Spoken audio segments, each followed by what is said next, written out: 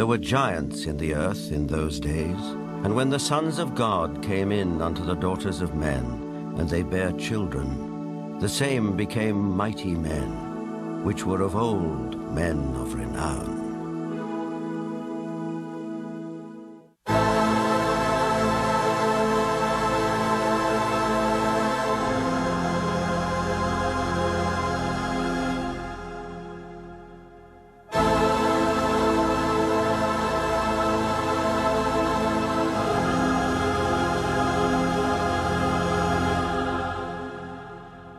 The Maya and Incas of South America believed a race of giants existed on Earth before the Great Flood.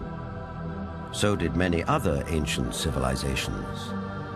Some took them for gods, others left likenesses of them in stone or wrote about them in their histories. The Greeks and Romans told of blood falling from heaven and landing in the lap of the earth goddess Gaia, who gave birth to the Titans, a race of fearsome giants.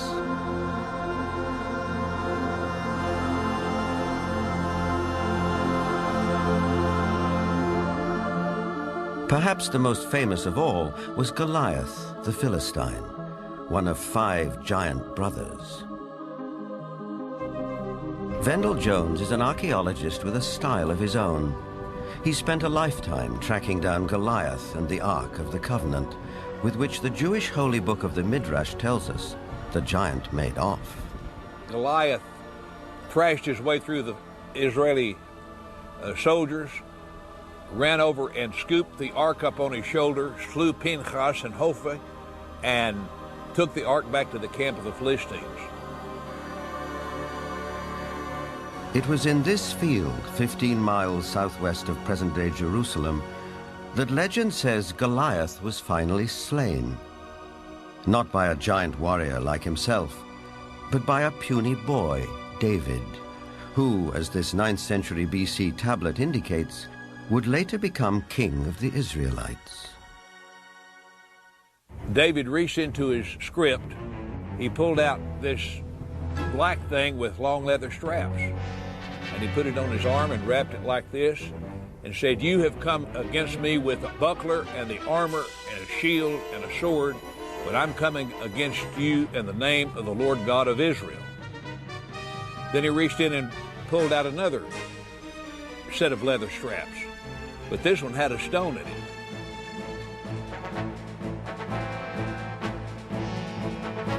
And like this, the shepherd boy cracked Goliath, stunned him. He didn't kill him.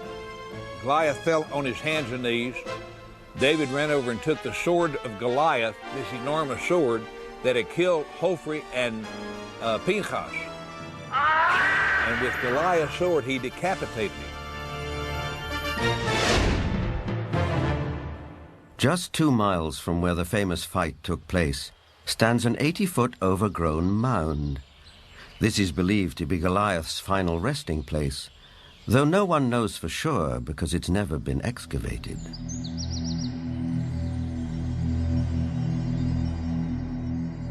In the American Midwest, there are also many large mounds, which are said to be graves.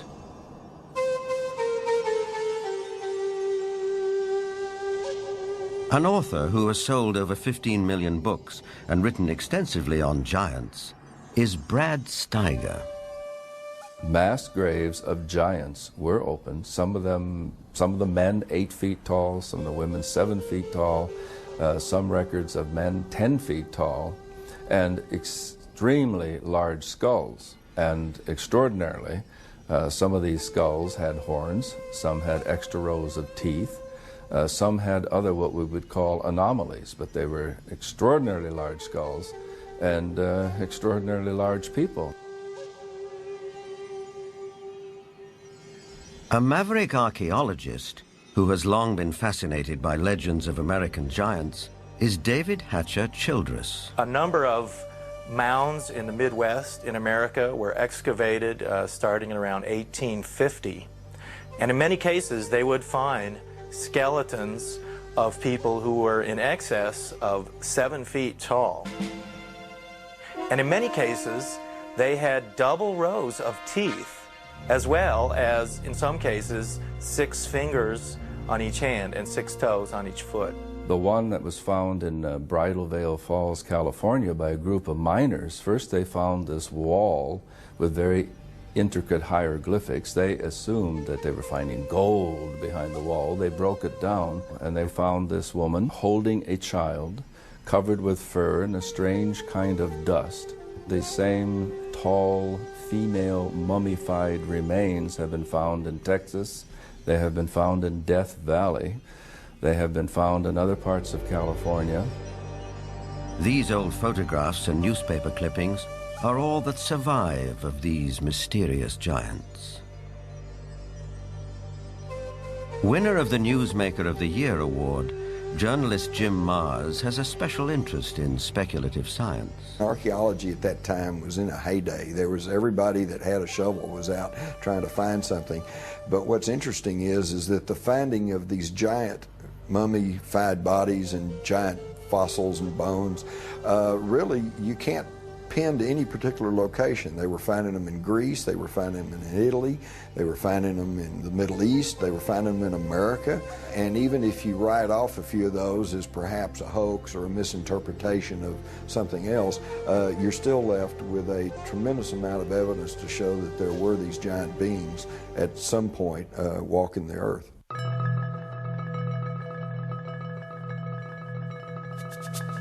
In 1912, ranchers started coming to this isolated cave near Lovelock, Nevada, to dig out bat guano for fertilizer. Inside, a surprise was waiting for them. They began excavating the 10 to 15 feet of guano that was here in this cave. They started discovering some unusual artifacts. They found duck decoys and baskets, other things for hunting and fishing in the nearby lake that's now drying up. But then they made some very unusual discoveries, and those were of red-haired giants that were mummified. These giants were 6.5 to 7 feet tall. In many cases, they were mummified, wrapped up like Egyptian mummies, and they had long red hair going down to their shoulders. The ranchers couldn't explain it. It was the strangest thing they'd ever seen. But the Paiute Indians who lived around here knew all about it. In fact, back in 1883, Sarah Winnemucca, a Paiute Indian princess, had written a book called Life Among the Paiutes. In that book, she talked all about the giant, red-haired people who used to live around this lake and live in this cave. She claimed they were cannibals. That tribe would eat the dead. They would make war on my people. My people went to work and gathered wood to fill up the mouth of the cave. At last my people set it on fire and called out to them, "Give up or you will die." But no answer came. Now, one of the great mysteries of the West is what happened to these giants? There was nearly 60 skeletons brought out of this cave, but today they're nowhere to be found. Is it that there is some kind of archaeological cover-up that has occurred here? Something that concerns giants? Perhaps the entire story may be a rural legend, or like tons of buffalo bones, the remains may have been burned and used with the bat guano as fertilizer. Whatever the explanation, proof that there were giants here has disappeared. Yet at the same time, tantalizing clues to their existence can be found all over the world.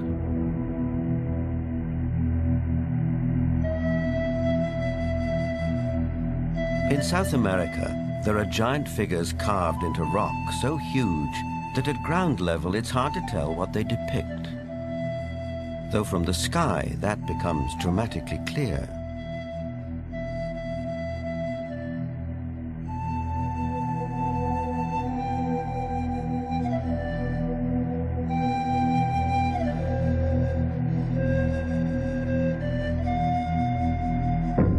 This one in Chile, known as Cerro Unitas, at over 300 feet high, is believed to be the largest representation of a human-like figure in the world. Who carved it and why remains a mystery.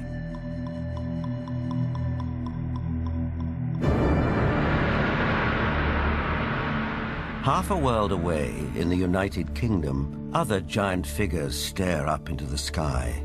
This one is known as Cernabus near Shaftesbury.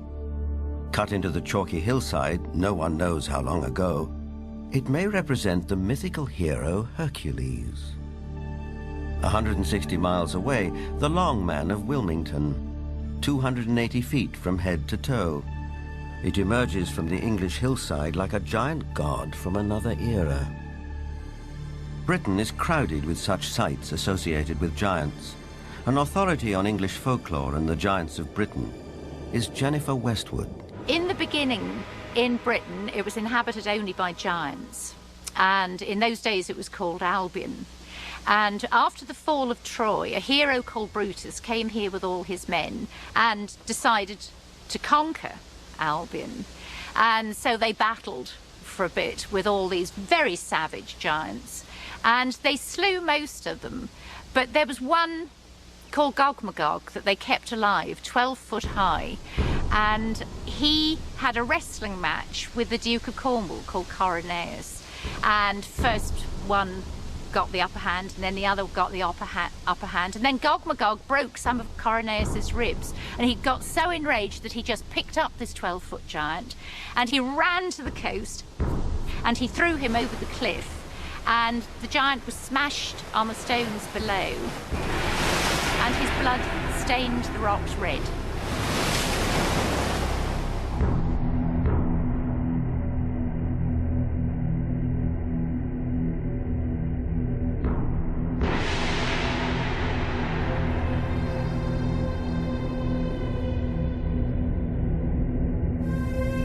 Giants also figure in the mythology of Stonehenge, arguably the most famous megalithic structure in the world.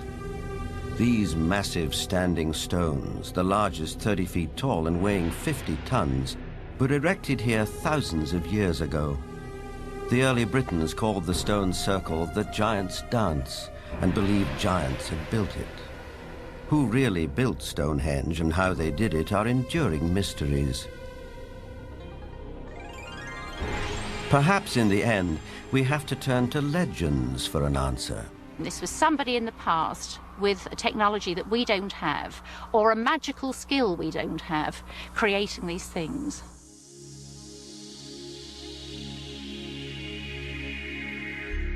The spiral-shaped Gilgal Rephaim is situated in the Golan Heights, 50 miles from Damascus.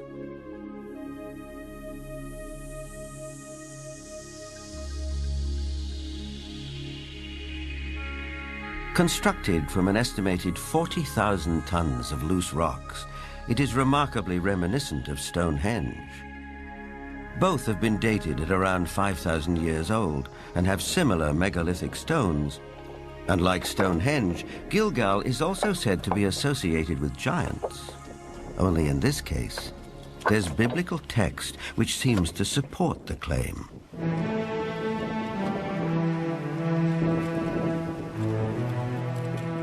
Israeli archaeologist Daniel Herman is investigating the newly opened grave. This is a tomb of someone, obviously a very powerful man. Look at the size of the stone slabs used. This must have taken an enormous amount of time and effort to construct.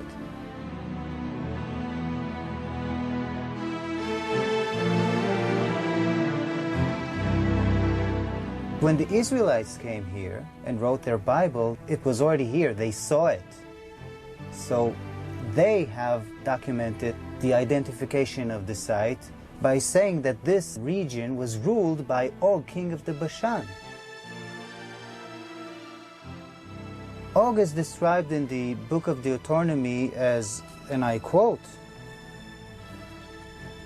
"For only Og, king of Bashan, remained of the remnant of the Rephaim."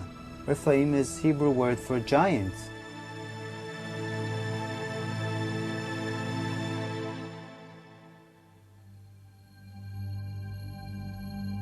The surface of our planet is strewn with gigantic constructions dating back thousands of years.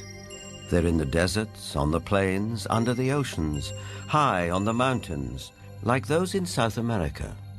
I think the world looked like the cities we see in Machu Picchu, Tiahuanaco, Sacsayhuaman. I think it was a world peopled by giants who structured their buildings out of massive building blocks, 500-ton, 250-ton blocks. Massive ruins, the scale of which stagger the imagination, are found throughout Central and South America.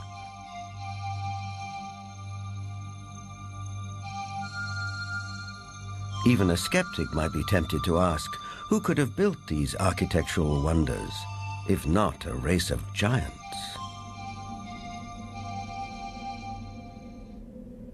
People of the Mediterranean island of Malta have an ancient belief that their island was known as the last stronghold of the giants of Europe.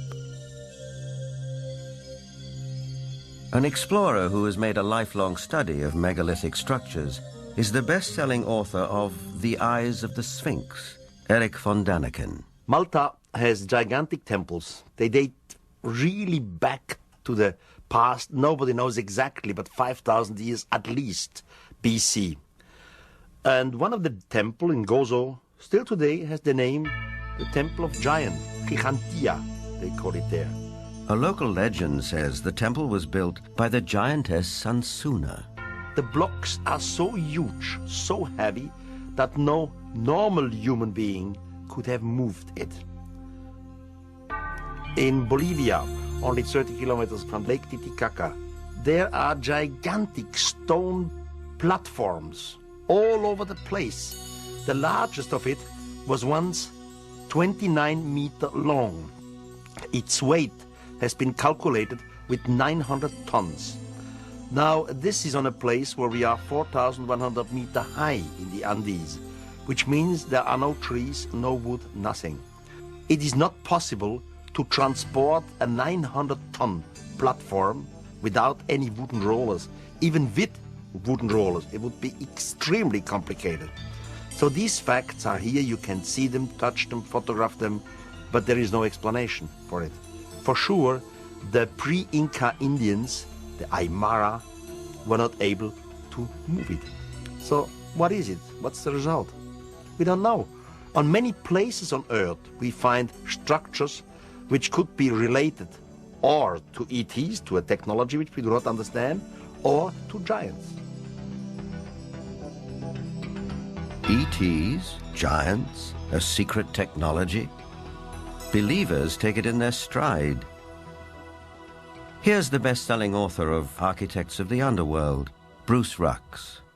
The architects are that race or those races who built all the megaliths in the old world, the pyramids, Stonehenge. They are the people who walked before us, the ones who inhabited this world before we did. We have called them gods. We have sometimes called them giants.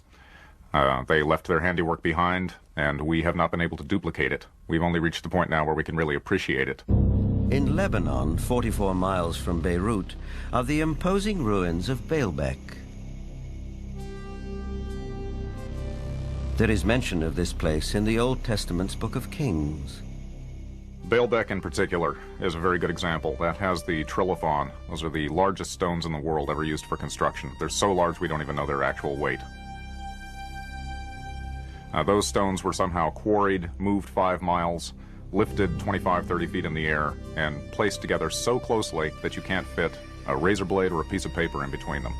We have no idea how they did it. We don't have a crane in the world that can lift weights anywhere near what those things are. No one knows for sure, but according to Arab tradition, the earliest temples were built here after the Great Flood by a tribe of giants for the biblical king Nimrod.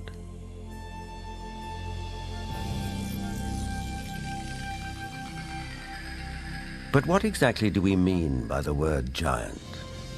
Bloodthirsty monsters like the one-eyed Cyclops of Homer's Odyssey? Or the fee-fi-fo-fum ogres of children's fairy tales? Or could it also include peaceable giants, living as you and I do, walking the streets of our cities in the full light of day?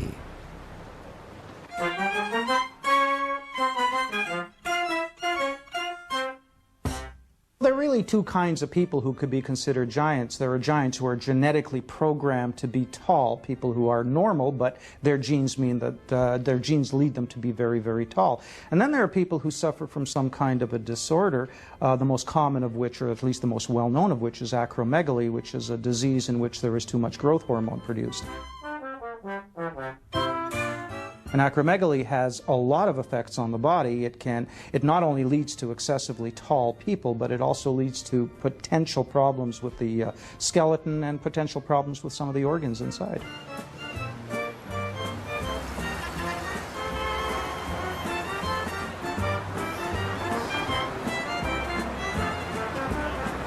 Ryan is a healthy, well-proportioned, 7-foot-tall, normal young man. I just wish I were as tall as he was. But what makes a person unusually tall? Is it a family trait, nutrition, or something else? Are tall people just ordinary people of exceptional height? Certainly some tall people are giants in their profession, and if that happens to be basketball, they may be millionaires too. Genuine giants didn't always do so well. Here's Jack the Giant Killer presenting his latest capture to the king. Towards the end of the 19th century, this 9-footer was given to the Russian Tsar as a gift. For some of the vertically unchallenged, it was possible to make a modest living by displaying themselves in public. From there, it wasn't very far to the carnival freak show, which wasn't complete without one or more giants. Even after death, they could still draw a crowd. Anna Swan and her husband Martin, both 7.5 feet tall, went on tour as the world's tallest married couple. It probably took 2 storks to deliver their 24-pound newborn. Which brings us back to the question, where do they come from? Is it possible that in the dim and distant past, they can trace their ancestry to a race of giants? The Weizmann Institute's award-winning scientist, Dr. Marvin Antelman, believes he has the answer. If we all have genetic material from the first man, then it is not surprising to find here and there that you would have a giant existing among us today, because there would be a recessive gene that would produce such a person. The Watusi tribe, for instance, are very large. The median height for most of their males is close to about 7 feet. They're extremely tall. There are biblical references to even taller people who lived in ancient times. Rabbi Itzhak Mamostin of the Center of Jewish Studies in Vancouver, Canada. It seems quite clear because of the references in Genesis and later on the book of Numbers and also in Deuteronomy, which are all fairly consistent with each other, that there were gigantic beings that seem to stem from pre-flood era.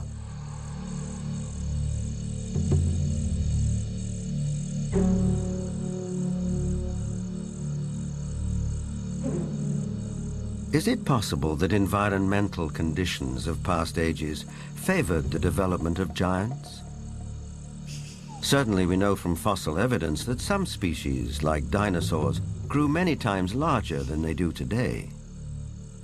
A supporter of this thought-provoking and controversial theory is Dr. Carl Bohr. Optimal genetic expression means the best that the organism has within the DNA is expressed because of favorable atmospheric conditions. Based on fossil evidence, trees like the California giant sequoia grew much larger than they do today. One theory explains this by proposing that environmental conditions in the distant past were more conducive to gigantic growth.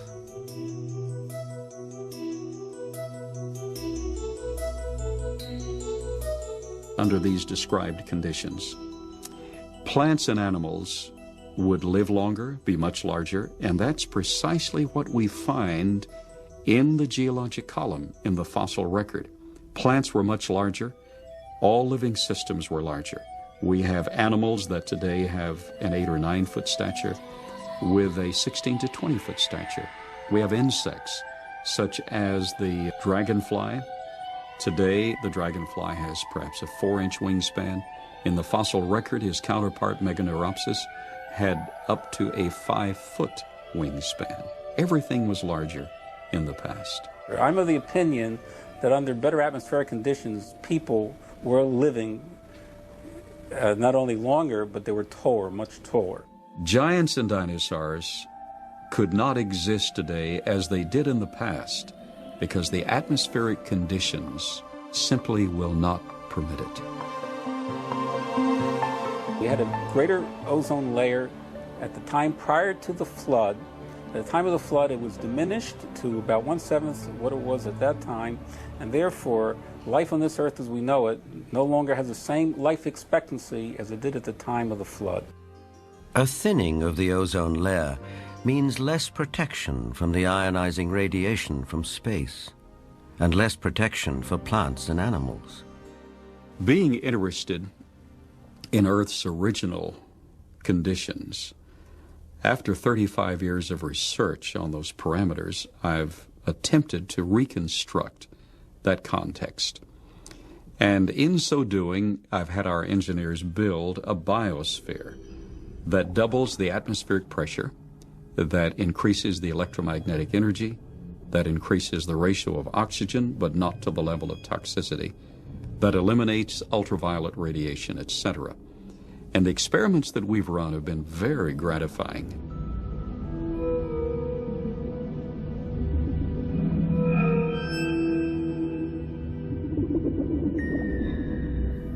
In our controlled scientific experiment, we have measured the effects of a pulsed electromagnetic field on biological systems. We have these pacu piranha fish that normally at 3.5 years of age are about this size under optimal conditions. Yet we have them now in excess of 20 inches, weighing just under 5 pounds each. Under these controlled conditions, we have succeeded in producing giantism at an accelerated rate. Taken at face value, the research looks persuasive, though it has not yet been replicated by other scientists. The conclusion in the tradition seems to be fairly clear that gigantic beings were existing at one time, and that as human history developed, or physiological, emotional, spiritual changes took place, those beings who survived seemed to be of a smaller gene pool. But the possibility that there were other strands of humanity, as it were, seems to be almost explicitly stated in the Bible itself. In the book of Numbers, we are told that after wandering in the desert with his people, Moses sent out scouts to find a place where they could settle. The scouts went north to Hebron. On their return, they reported, "All the people we saw there are men of gigantic size. We felt no bigger than grasshoppers, and that is how we looked to them."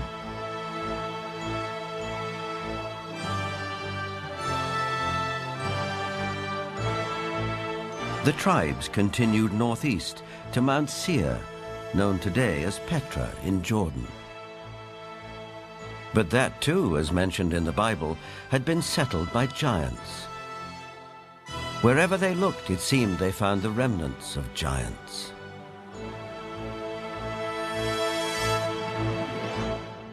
If we look at Scripture, there were giants in the earth in those days.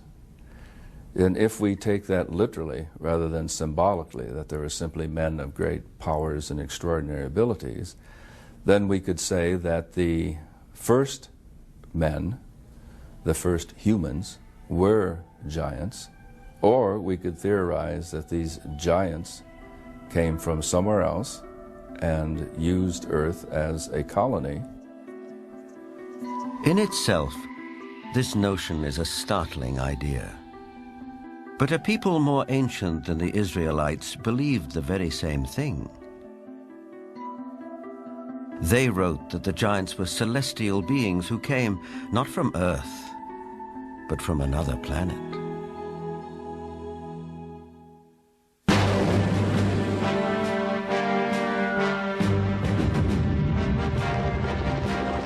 This is the battleground of the Gulf War. We know it as Iraq.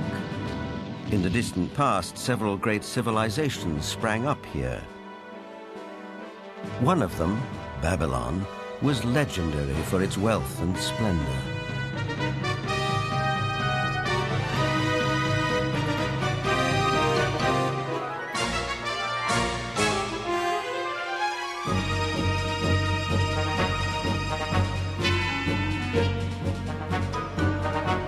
But long before Babylon, as long as 6,000 years ago, another remarkable civilization evolved. Its people were the Sumerians, who had an extraordinarily advanced culture. Their list of first just almost sounds like a whole list of our whole society. They had the first bicameral Congress, they had the first writing, they had the first school systems, and you just go on and on and on.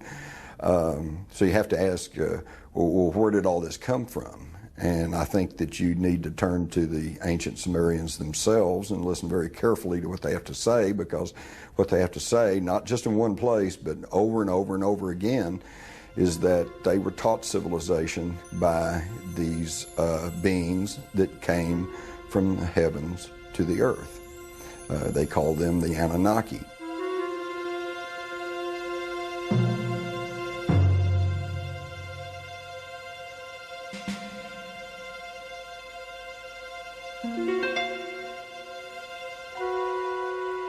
The Sumerians wrote down their history on clay tablets like these, which lay ignored in a Berlin museum for half a century.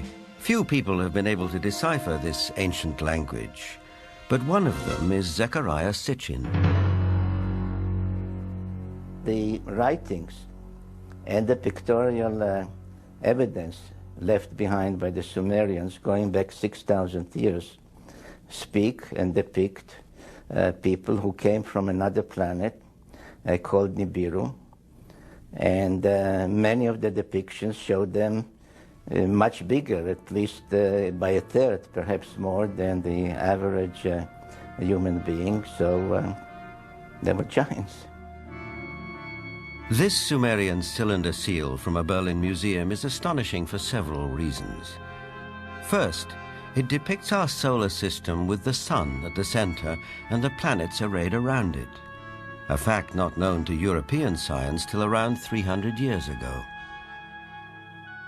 It also shows the planet Pluto, which we didn't discover till 1930.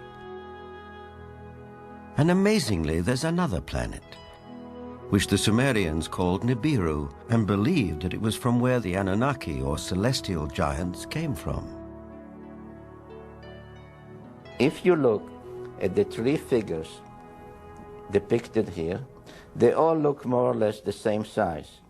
But if you bear in mind that this figure of the deity, that he is seated, and you add from the knee to the hip to his size, you will realize that he is about 10 feet tall, a giant, one of those who from heaven to earth came. Looking for signs of extraterrestrial life, astronomers have searched deeper and deeper into the universe. But all along, maybe they should have been looking closer to home. For it's in our own solar system that a mysterious object has recently been detected, near where the Sumerians placed their planet Nibiru, home of the Anunnaki. For the believers, this is convincing evidence that the celestial giants are real.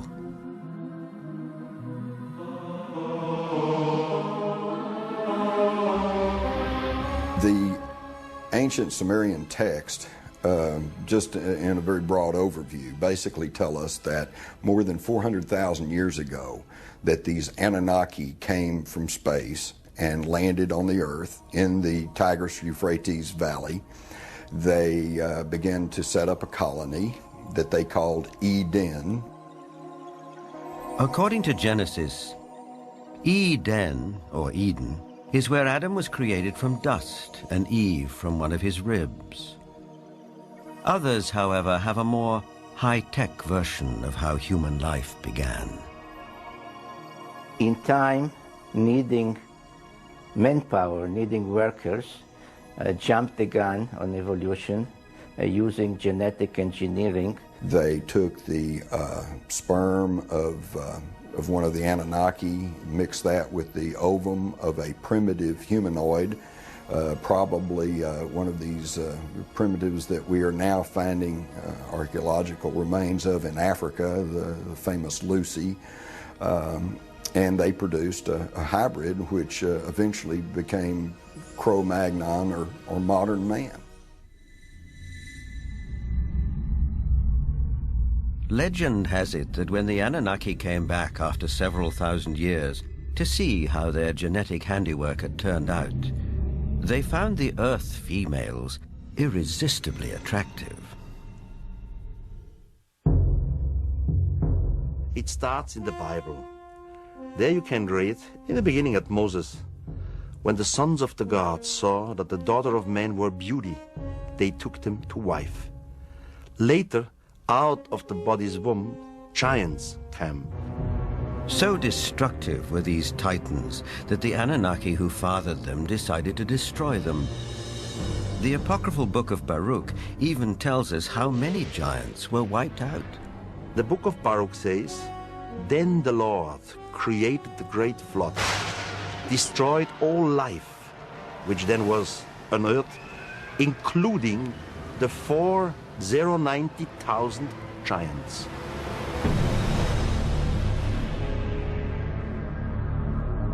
As the story goes, some of the titans survived, but their reign as rulers of the earth was over, and humans became the dominant species.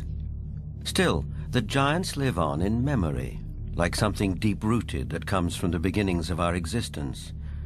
For some, this is far more than a simple memory. Perhaps they are the ones who report more and more encounters with giants emerging from UFOs. These believers will assure you that the Anunnaki or celestial giants are coming back.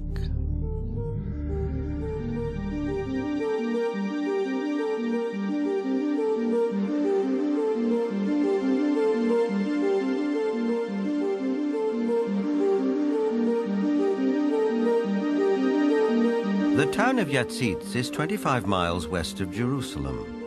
On January the 3rd, 1996, Chief of Security Herzl Constantini was at home when he heard a strange noise outside. When I opened the door, I was paralyzed with fear. I saw a gigantic being around 5 feet wide and 11 feet high. I estimate its weight at about 2 tons. I called the police, and 2 officers came over to the house. They laughed at us and accused me of drinking.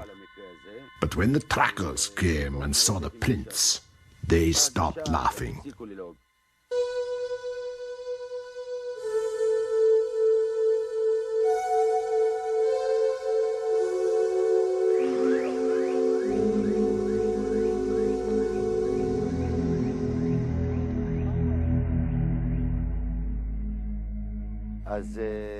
The tracks led right across my field. Many of them were 14 inches deep.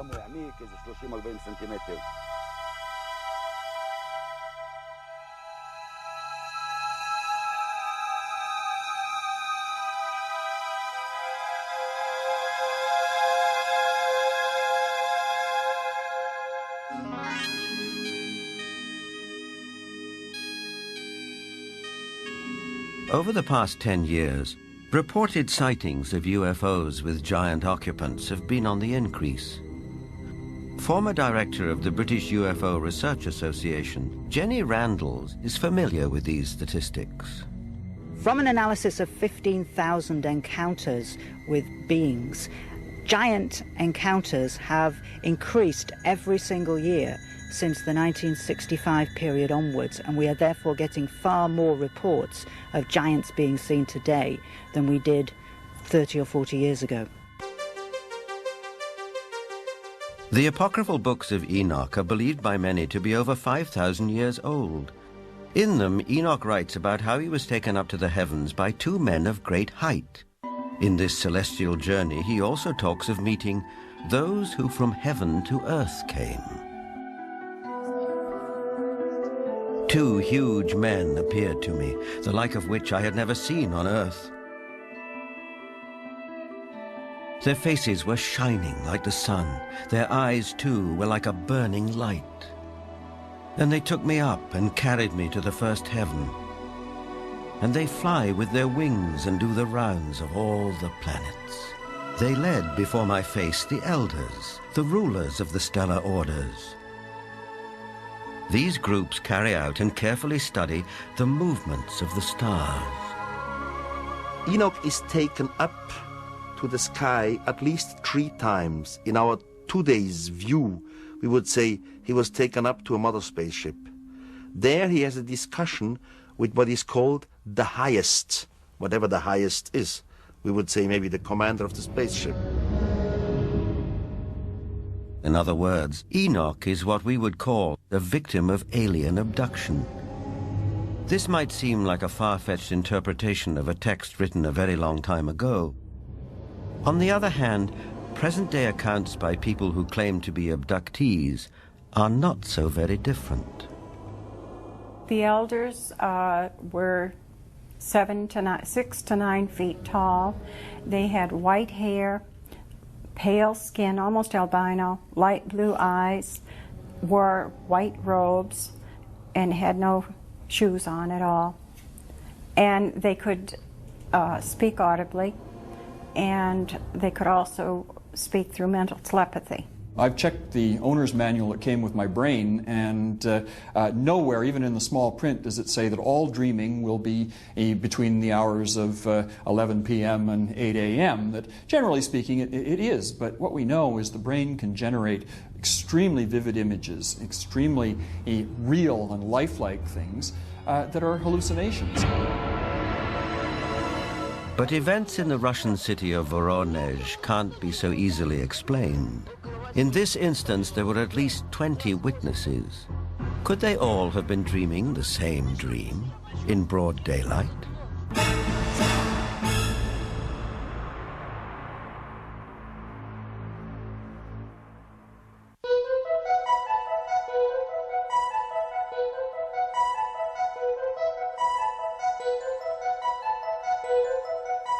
In September of 1989, something happened in the city of Voronezh, 200 miles south of Moscow, which caught the attention of the world press. For several weeks, strange lights were seen over the city. Then on September the 27th, it was reported that a spacecraft landed in one of the city's public parks, from which 3 alien giant figures emerged. Nothing remotely like this had happened in Voronezh before. Before coming to America in 1990, Ukrainian journalist Paul Stonehill covered the Voronezh story for the international press. Top Voronezh researchers of anomalous phenomena, who include scientists, geologists, and also some military people, went to the site immediately thereafter. They were on the site on the 3rd of October studying and collecting specimens.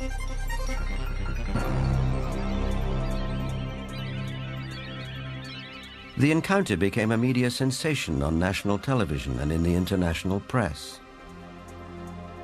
Не было, ну уже хотя бы потому, что не было до сих пор в Воронеже событий подобных тем, а... Drawings of the landings by children who were there capture the event vividly. It attracted the attention of the media around the world because it was effectively endorsed by TASS, the Soviet news agency, who up until that time had certainly not given any credence at all to this kind of story.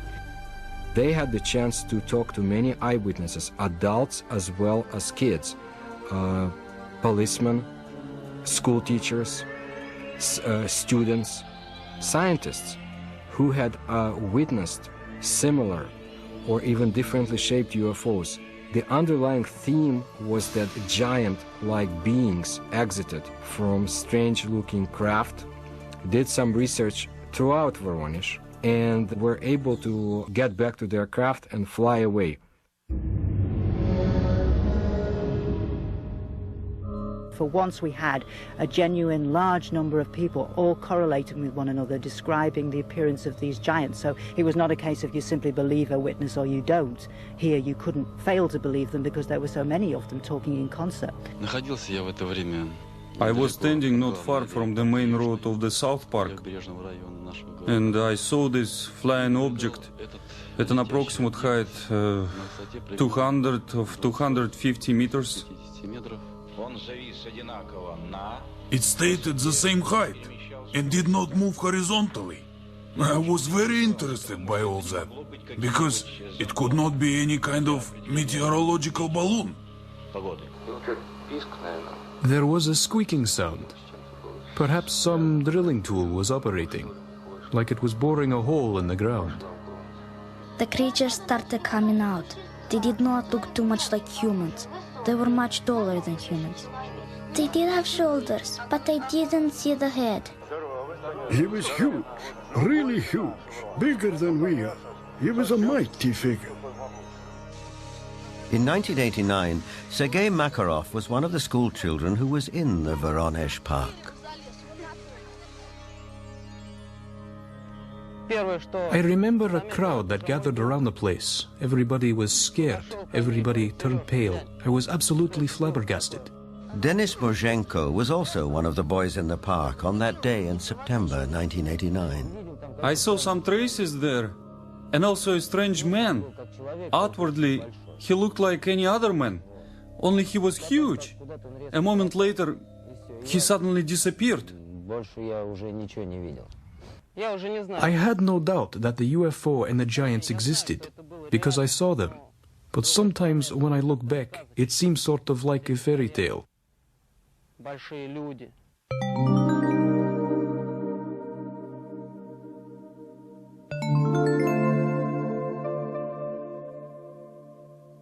What we're seeing today is very much what we have seen all throughout history. It's nothing new.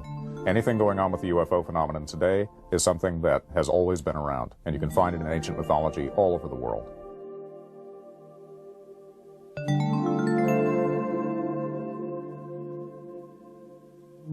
We have the legends, and of course, in some cases, we have cave paintings of giant-looking beings and even footsteps.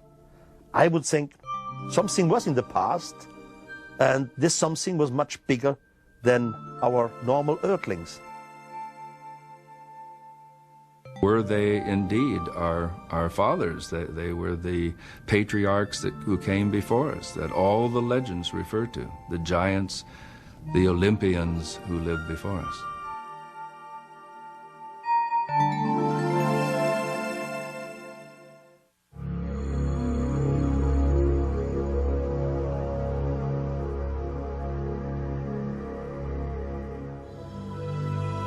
Whether fact or fantasy, giants have occupied our collective consciousness for as long as we can remember. But did a race of giants ever truly walk the earth? The ancient texts, as well as some of the evidence, suggest they did. And is it possible that recessive genes in the 7- and 8-footers that walk amongst us today could be connected to a former race of giants? Now, with reports like the giants of Voronezh, one wonders if perhaps the godlike giants of the Sumerians are coming back. But whether they are real, imagined, or allegorical, one thing is for sure. The mystery and the myth of giants will be with us for a long time to come.